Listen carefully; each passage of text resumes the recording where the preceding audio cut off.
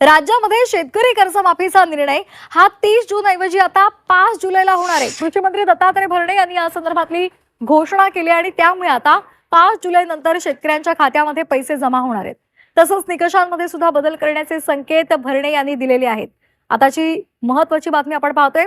शेतकरी कर्जमाफीचा निर्णय हा 30 जूनला होणार असं सरकारनं सांगितलेलं होतं, मात्र आता 30 जून ही तारीख हुकलेली आहे। त्याऐवजी आता 5 जुलै ही कर्जमाफी केली जाईल असं कृषी मंत्री दत्तात्रय भरणे यांनी सांगितलेलं आहे। त्यामुळे आता 5 जुलै नंतर शेतकऱ्यांच्या खात्यात पैसे जमा होणार आहेत।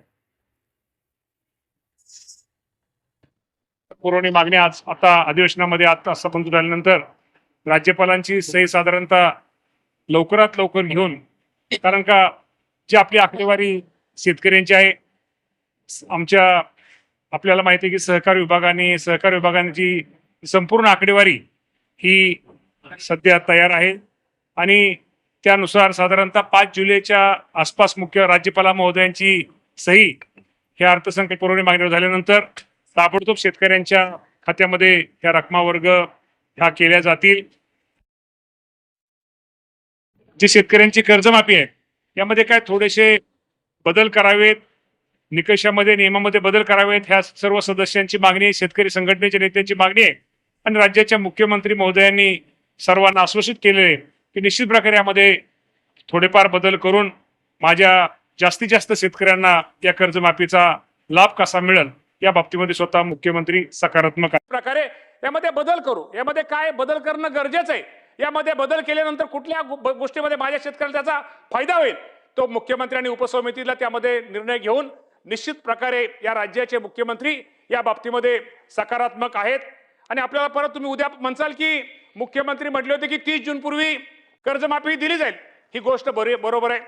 उद्या 30 जून आहे, परंतु आपल्या सगळ्यांना माहिती आहे की आज आपलं हे अधिवेशन चालू आहे, आपण पुरवणी मागण्यावरती चर्चा करतोय आणि पुरवणी मागण्यामध्येच शेतकऱ्यांच्या कर्जमाफीच्या बाबतीमध्ये जी रक्कम आहे या बाबतीमध्ये आपण इथं चर्चा केल्यानंतर ह्याला मंजुरी दिल्यानंतर आपण राज्यपाल महोदयांच्या सहीला हे आपल्याला कर्जमाफीच्या त्यांची जी आपली जी योजना आहे ती त्यांच्या सही राज्यपाल महोदयांच्या सहीसाठी जाईल आणि राज्यपाल महोदयांची सही झाल्यानंतर साधारणतः 5 जुलैच्या नंतर ह्या कर्जमाफीची रक्कम ही माझ्या शेतकऱ्याच्या खात्यामध्ये अदा केली जाईल। हे पण आपल्या सगळ्या सदस्यांना, आपल्या सर्वांना या बाबतीमध्ये मी सूचित निश्चित प्रकारे करतो।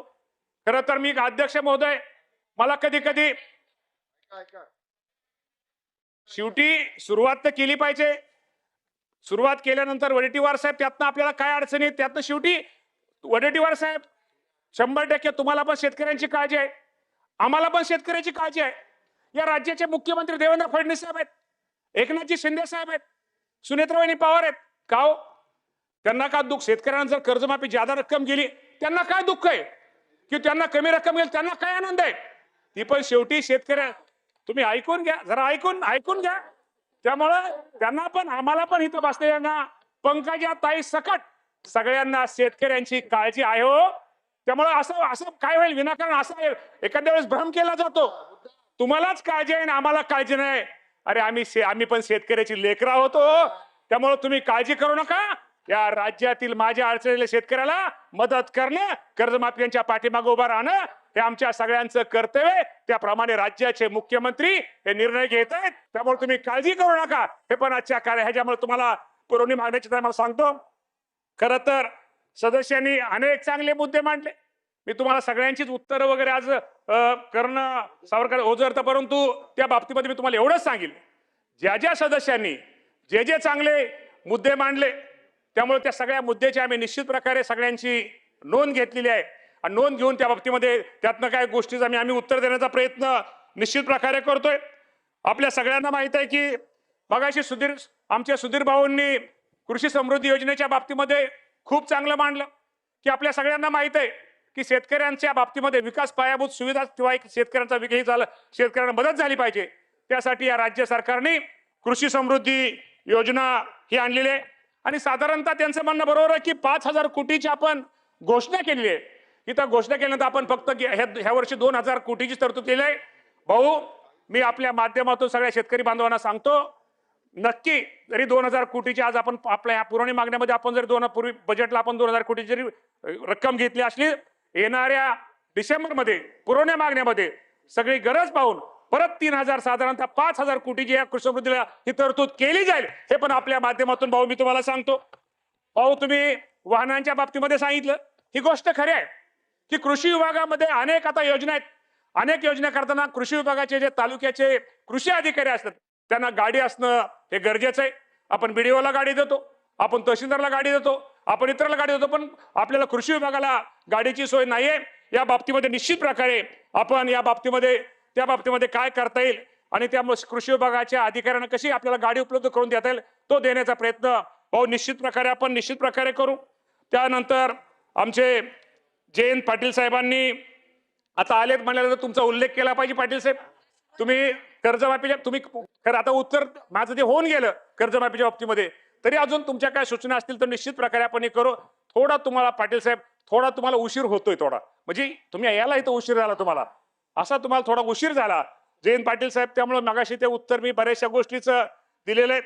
दुसरं आपल्याला वडेट्टीवार साहेब मगाशी सदस्यांनी सांगितलं की कोल्हापूर